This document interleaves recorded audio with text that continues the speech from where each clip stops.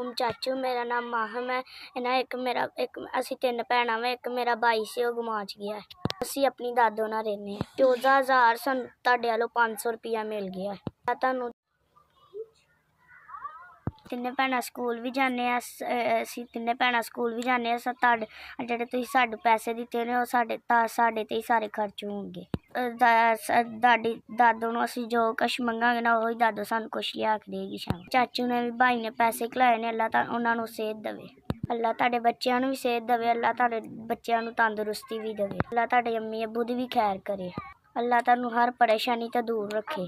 तुसीं जिथे भी रहिंदे अल्लाह तुहानू खुश रखे। तुसीं साडे सिरां ते हत्थ रखे। अल्लाह तुहाडे दुनिया तो भी सारे खुश रखो ते तुसीं सलामत भी रहो। जो भी तुहानू परेशानी ना दो अल्लाह तुहानू दूर करे। मदद कीती असीं तुहानू खुश रहांगे। तुहानू बहुत दुआवां असीं देवांगे। जी साडे गरीब बच्चों दी हत्थ रखो। पुत्त तुहाडी जिंदगी करे अल्लाह पाक सानू बात करे। अल्लाह पाक तुहानू बहुता देवे। पैसे घलाउण वालियां नू तंदुरुस्ती देवे ते बहुता देवे। रब तंदुरुस्ती देवे। मेरी ड्यूटी लाती इन्हां ते। मैं ते आम जी मस्कीन वा। मैं नहीं इहो जिहा कम्म कर सकदी ਜਿਹੜੇ ਪੈ ਗਏ ਆ।